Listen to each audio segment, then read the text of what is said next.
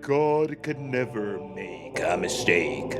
God knows everything and can do everything. That's how we know He will fulfill His promises to us. Hi, did you know this guy is lying? God can definitely make a mistake, and He has made mistakes before. That's heresy. As a Christian slash Jew slash Muslim slash Mormon, I feel offended. Well, there's a book that says otherwise. You may have heard of it. Not from him, of course. He doesn't want you to read it. Otherwise, his whole spiel would crumble. But we can find record of God making a mistake in this little known book called the Bible. And the story I'm about to show you isn't like every other failed prophecy in the Bible that Christians can just say became true symbolically, or that it meant it would happen in the future. Damascus will be burned with fire, completely uninhabitable. Are we there yet? No, we're not there yet. No, this prophecy failed so spectacularly that the Bible tells us God Himself had to admit that He kinda screwed up. But before we get started, I'm launching memberships for everyone to give me their hard-earned money, and in exchange, you'll get not only the promise that I'll use that money to make more videos instead of spend it in top-shelf flour, but the chance to use this emoji in the comments too. And the best part is that you can literally use it for anything, because His name means He becomes anything He needs to become. That's why you'll get this emoji and no other, never ever. Not because I'm lazy and I'll forget, it's the God thing. Also, all members get access to a video that they can only watch if they're a YouTube supporter, I guess. Okay guys, write this down. This is God, and this is what God has to say. I am against Tyre, I've decided, so I'll destroy it personally to reveal myself to the world, so they know who the real God is. No, actually, hold on. Scratch that, I'll do even better. I'll destroy it remotely by sending many nations to destroy the walls of the city and make it into a bare rock without showing any proof of myself. This is a prophecy against Tyre registered in Ezekiel chapter 26. And here, God doesn't just say that He would destroy the entire city of Tyre by sending other people to destroy it. He even specifies the person that would destroy it too. And to prove I have mastery over every government and army, I'll send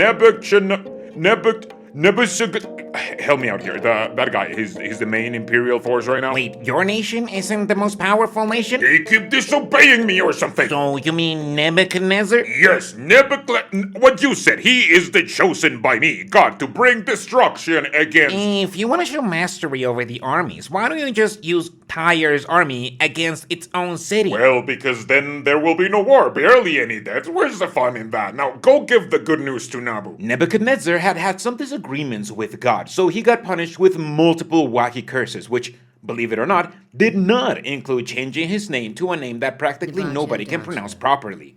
Or did he? But in Ezekiel, good old Nabu is the one that God is sending to destroy Tyre. Yes, so the Lord told us that He would bring you from the north, oh King Nebuchadnezzar. Yeah, that's where I'm from. Where else would I come from? He also says He'll raise you from the north with a great army. He's giving me an army? I think He meant your army. And He will ravage Tyre, siege the city, build ramps or something, and destroy the entire city, taking all the riches from Tyre for Himself. So your God is telling me that He's sending me with my army to Tyre to destroy it for Him, so He gets all the glory?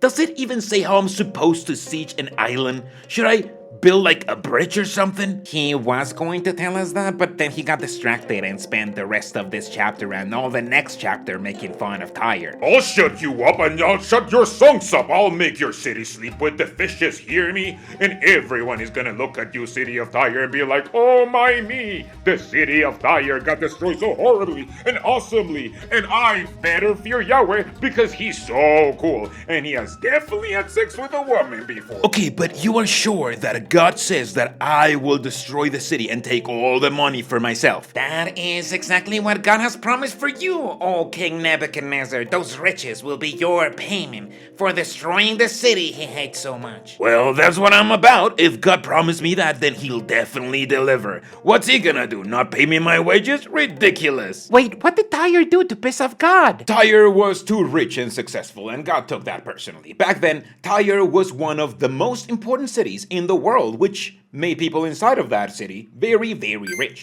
After all, you couldn't siege it. That's how you usually conquer cities back in the past. But Tyre was an island citadel. You can siege an entire island, not only because you'd have to put soldiers all around the coast instead of only on the main entrances, but because just getting there would be a struggle, since they could easily plan against the enemy as soon as they saw one of their slow-moving boats creeping up on the horizon. This meant Tyre was not just perfectly located for commerce, but for defense too. This made the city very wealthy and prosperous, and that was offensive to God. Couldn't God simply have made his people richer than them to prove he was superior? Well, don't be silly. He can't do everything. Who is he? God? Plus, rich people don't need God anyway, so that would go against his interests. No, instead, he condemned the city for being too rich, proud, and for making even more money when Jerusalem fell. He's a minor god of war, remember? He's not there to fix anything. He's there to avenge it.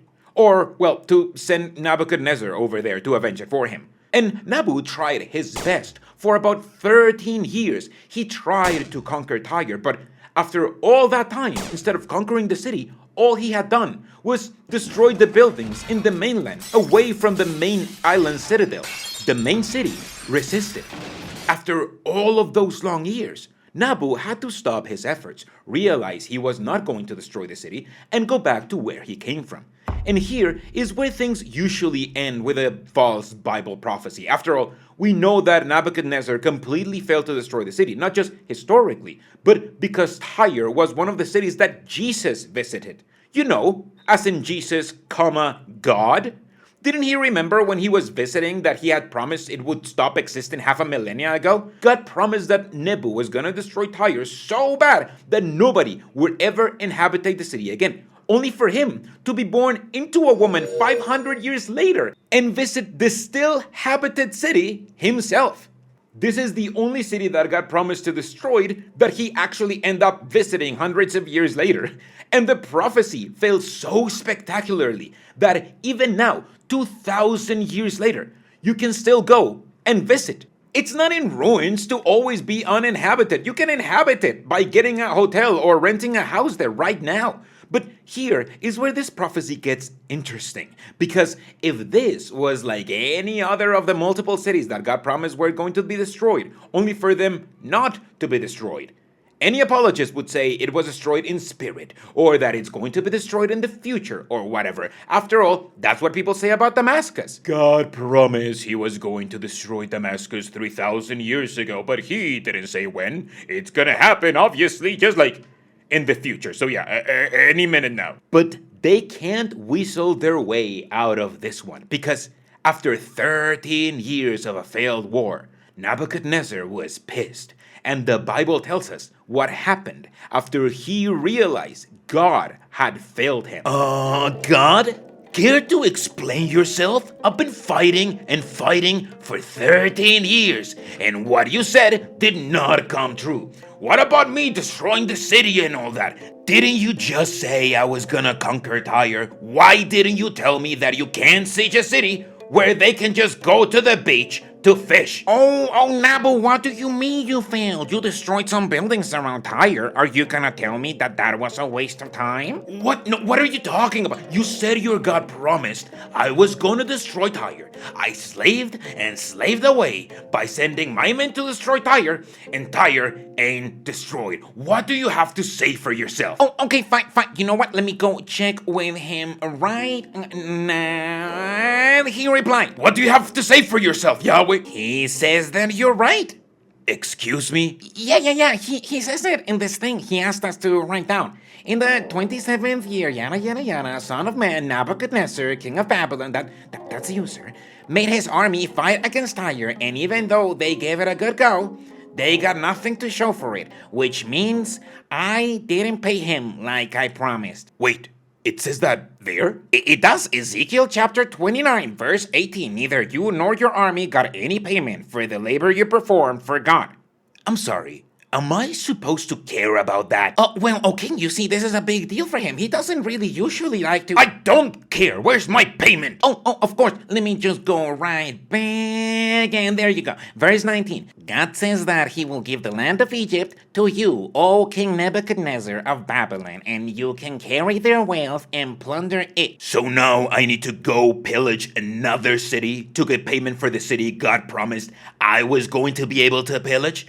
That's what God says? That certainly seems to be what we're going for. It says so right here in the next verse. Egypt will be yours as payments for your labor because you worked for God. And didn't get paid? That's the implication, yes. Awesome. Well, I guess I'll go destroy Egypt then. No, wait, the wording doesn't specifically say you'll destroy... Oh, crap. What are we gonna do if he also fails to destroy Egypt? We'll just tell him God says his paycheck is in Persia instead or something. Don't worry. And that's the story of when God admitted, Excuse me, you didn't mention the actual fulfillment of the prophecy? what are you talking about? Yeah, Alexander the Great fulfillment to the prophecy. You didn't mention that. It's because you hate God, right? Just admit it. Admit it. This is the best apologetic that believers have on this, that the prophecy actually got fulfilled 800 years later with Alexander the Great. Well, yeah, the Bible doesn't lie, and the Bible says that Tyre was going to be destroyed by many nations. Not just Nebuchadnezzar,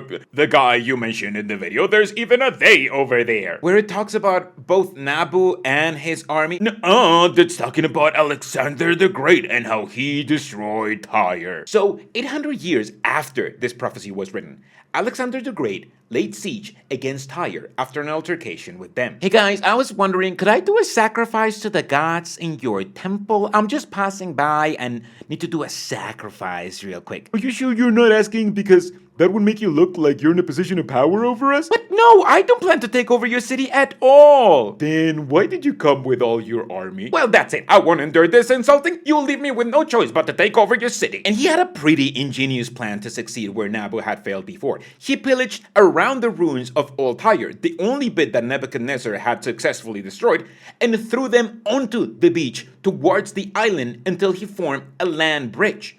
Once he had connected the island to the beach, he was able to besiege the city, capture it, and pillage the whole place. But the prophecy wasn't that Tyre would be conquered and pillaged. The prophecy said that Tyre would be destroyed to never be rebuilt nor inhabited again. The city was not only fully rebuilt, it was never fully destroyed in the first place. Well, yeah, but what about old Tyre? That part was literally thrown into the ocean. You just admitted to it. And people fish around there just like the Bible predicted. Coincidence? No, that's not a coincidence because that has nothing to do with the prophecy. The prophecy was that the city of Tyre would be destroyed.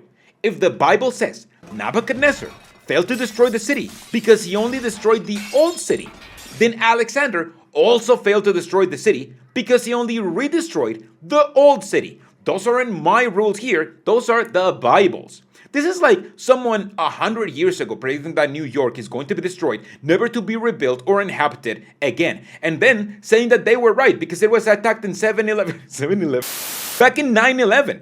There is nothing any apologist can say that is more valid than what the Bible has to say about it. God promised Nebuchadnezzar that he would destroy Tyre. When he failed to destroy Tyre, God admitted that he was wrong.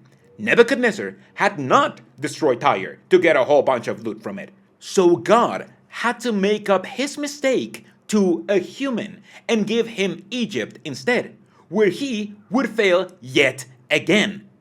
And this is why this guy doesn't actually want you to read the Bible, because every Abrahamic organized religion revolves around believing that God is omnipotent and all-knowing, which is the most recent interpretation of God.